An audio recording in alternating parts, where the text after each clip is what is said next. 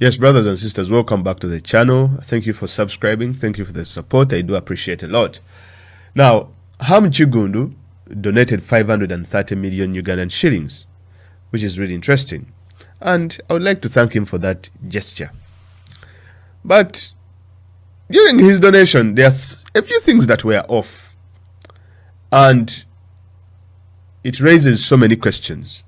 Questions that I'm going to try to answer today, and maybe you also can come up with your own understanding of the situation.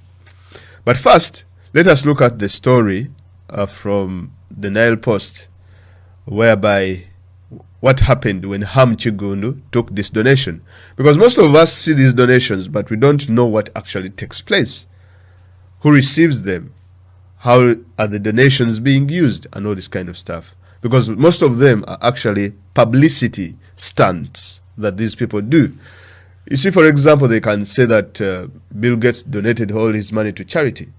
But they are not donating money to charity. Most of these people are evading taxes. Now, in Uganda, it is more of celebrity-ish and publicity stunt-ish kind of thing whenever they take money. Now, for any person, I have no respect. I don't care whatever money you have, especially if you're coming from Uganda, whereby your source of wealth is questionable and is unknown. It raises so many red flags when I see individuals who come out with money like Ham did. I had a wee bit of respect for him. But when he came out and displayed 530 million Ugandan shillings, it was quite interesting for me. That I wouldn't have thought that a tycoon of his caliber, who is not a socialite, could do such a thing. Now that raised the first red flag. Going into the story, on Friday afternoon, city businessman Kiggundu, popularly known as Ham, donated 530 million to the COVID task force. The money, according to the businessman, was meant to facilitate the purchase of COVID vaccines for Ugandans. The money was received by the Prime Minister, Nabanja, who is the chairperson of the task force at the office of the Prime Minister. However, during the handover, Ham, as is commonly known, told the meeting that he had created an account to which money should go, as well as other contributions by the private sector. Red flag number 2. So Ham had created an account to which the money should go, as well as other contributions from the private sector. So literally, he had donated the money, withdrawn it from the bank, but then created another account where this money should be put, as well as other donations. Do you get what I'm saying? Or do you understand? Or do you get do you really understand what I'm saying? Or do you get I mean, this is come on. It is just like even Sudiru cannot do that. Given that he owned a bank, he cannot say that, look here guys, I'm going to donate to you 1 million Ugandan shillings, but then all the other donations that you're supposed to get are supposed to be put into my bank.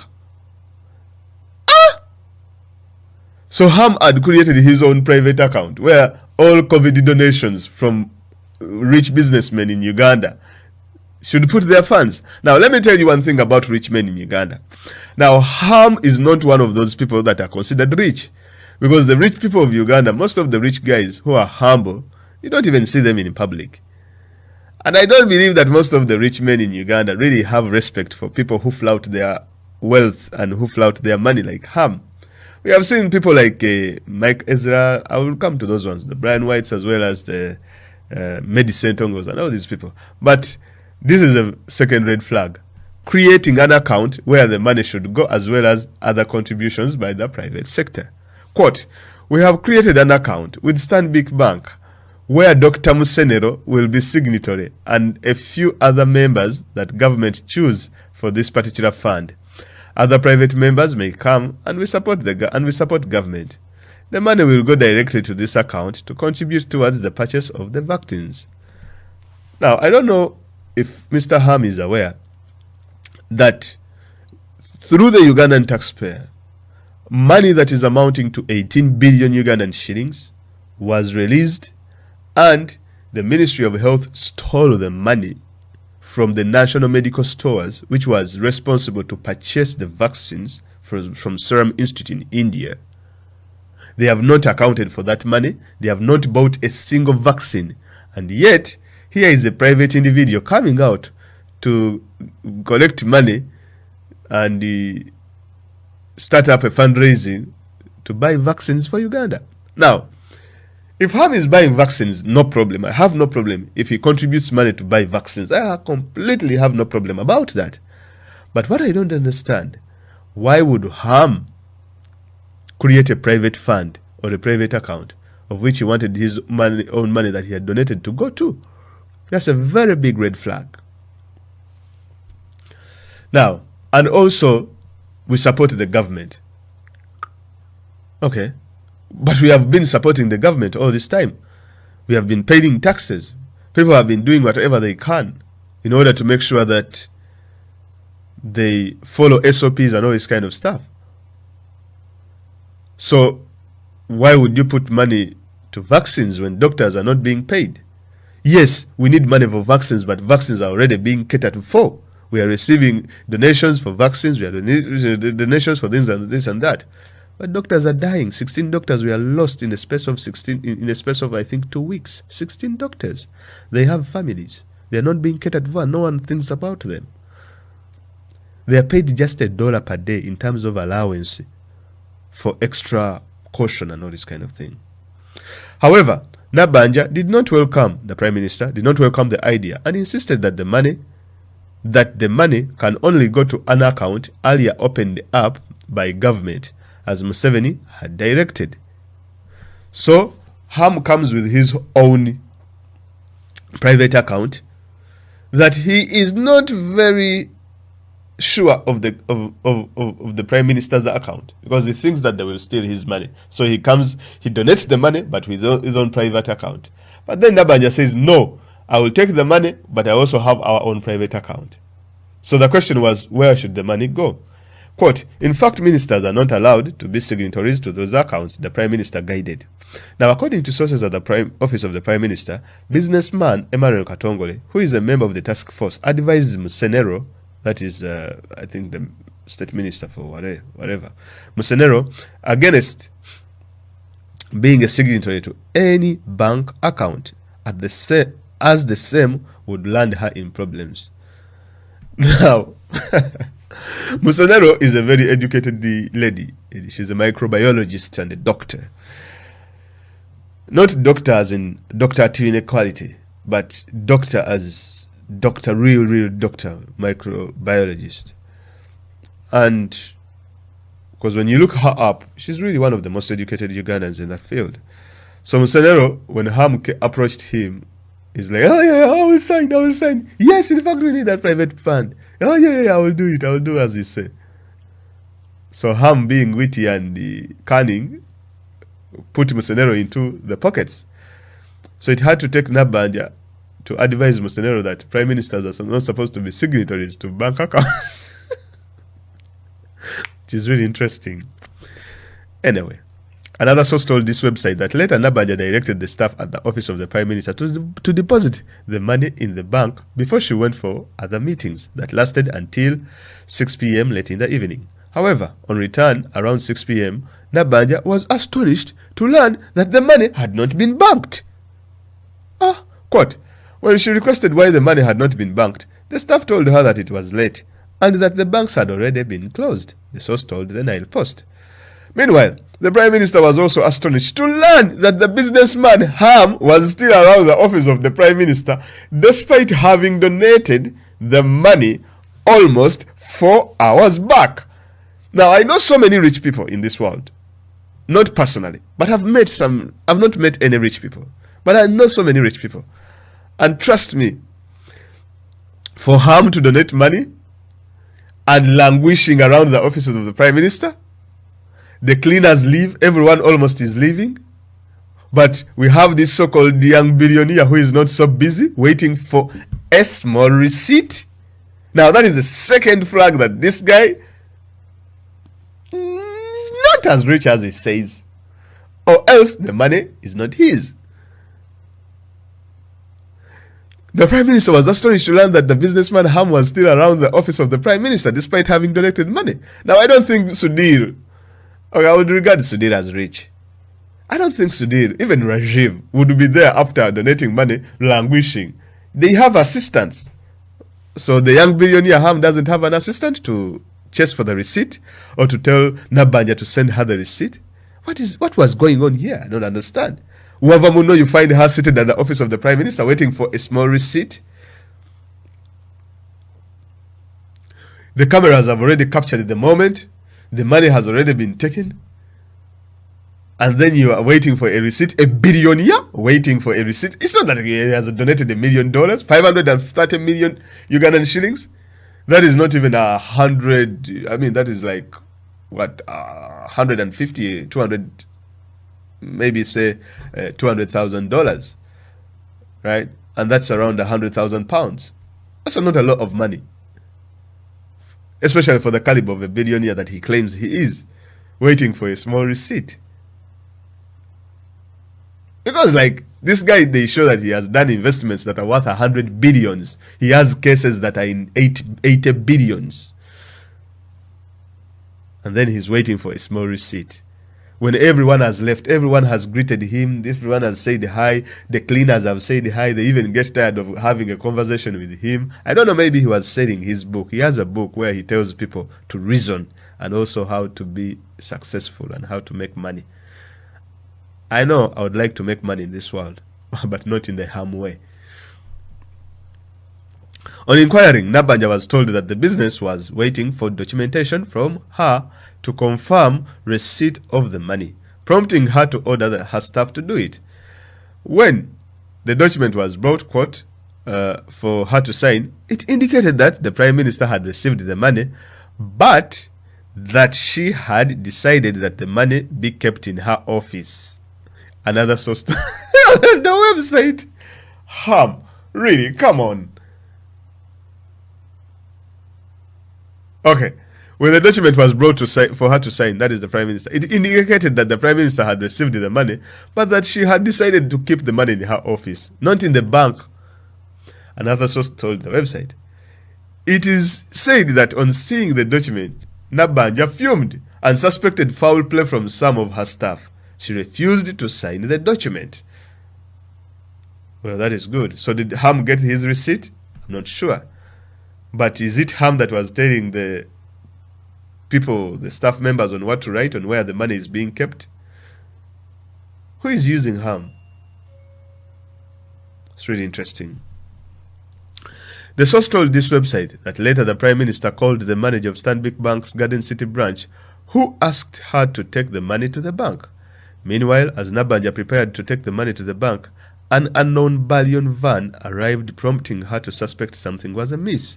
She then directed her security to use her own vehicle to take the money to the bank, having earlier informed the manager at Garden City. The 530 million was later banked. When contacted for a comment on the matter, Nabanja confirmed banking the money herself but didn't provide details of the circumstances leading to such a move. Quote, I took the money myself to the bank at Garden City around 6 p.m., she said on the phone before she hung up. Now that's quite interesting. The drama that was involved in this donation of just 500 million Ugandan shillings. Now I just wonder if at all Ham had donated a billion, what would he have done? Okay, now a few things about Ham. But before that, let us first look at this individual. When I came of age, at around, okay, when I started understanding rich people, maybe as I was around, 12 years old, this gentleman, I don't know if you people remember him, that guy is called Mike Ezra. Now, Mike Ezra is a very interesting guy. He's the first person that I've ever seen assembling money and showing off. They said this amounted to $3 million. Now, this other guy, that one is called Brian White. He also assembled money.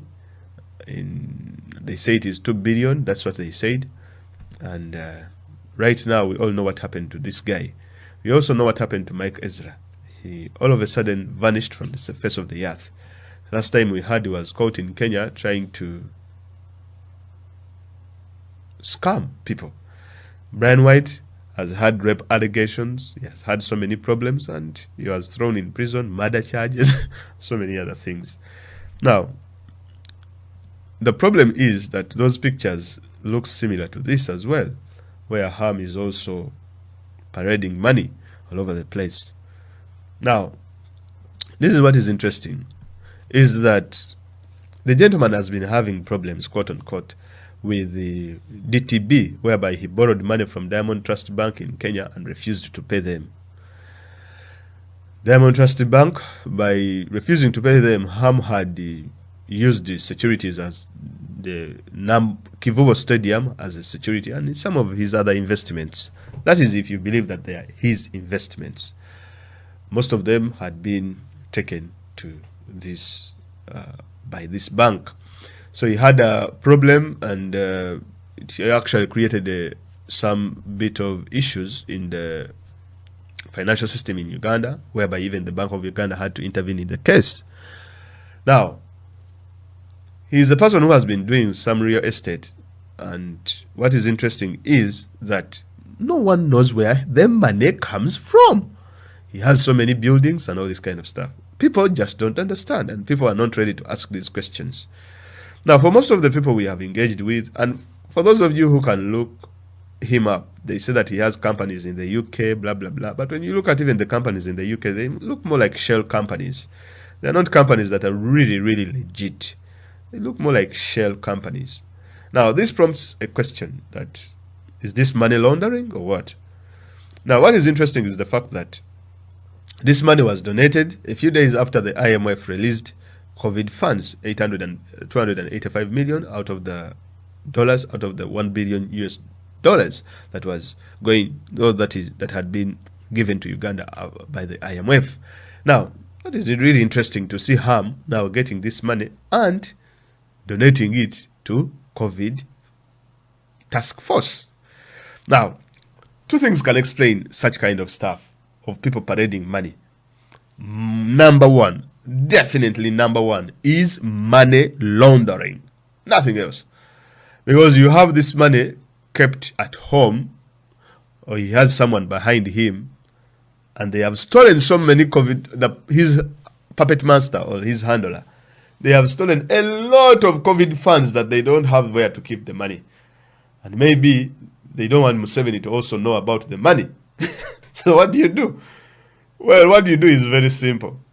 Get that money, take it to the office of the Prime Minister, donate it, and then create a private fund within Stanbic Bank, and then put that money, bank it once again. Because that's how you launder money. It is how you clean it up. You remember when I told you about the rich people in Africa, in the world? What they do is, they get money through these donations. And they say they have donated such and such an amount of money.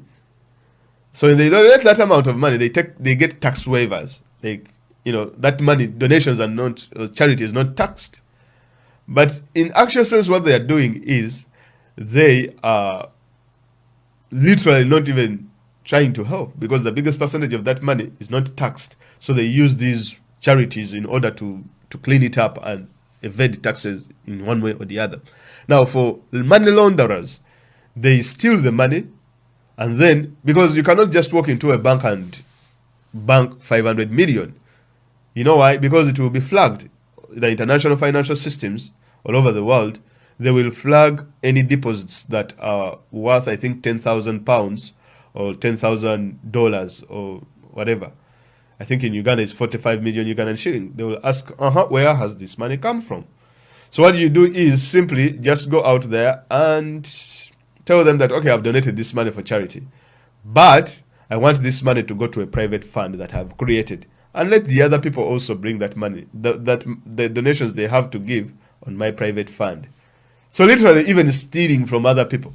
Kiggundu, haven't you guys stolen enough money for COVID funds that you still need to steal more? Like you are saying right now, you're giving back to the community. We all know very well that the investments that this gentleman has, they are not his. because there is no correlation between his wealth, his background, and how he makes his money. Look here, he's a person who is in real estate. He's a person who is in the arcades and all this kind of stuff. For 1 year, people have not been paying money. People have not been paying money for his arcades. People have not been paying money for all his buildings because the money has not been there, because government has not been receiving funding, and because of COVID-19. His construction at Nachivo Stadium stalled. But now we are going to see the construction coming back again, because we have seen some funds coming in. He's the only person now who is doing now construction. He's back to construction. We appreciate or we applaud the gesture of donations. But when we look into the details, there is something sinister about these donations that is not clear. For a billionaire and a businessman to languish around the offices after donations and then waiting for a small receipt to say that I have received the money. Now, this doesn't mean that we can trust the office of the Prime Minister.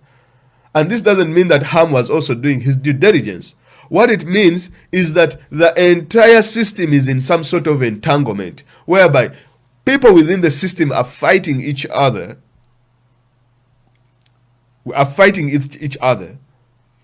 by using their external puppets in order to destabilize their own system that they have created, or to fight to get more contracts, to get more money, and all this kind of stuff.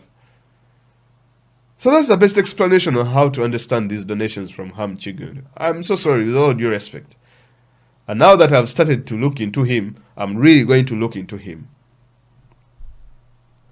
Because it is really interesting for a person who has been saying that he has the richest, he has a very expensive car and all this kind of... I mean, how could you do such a thing? A rich person?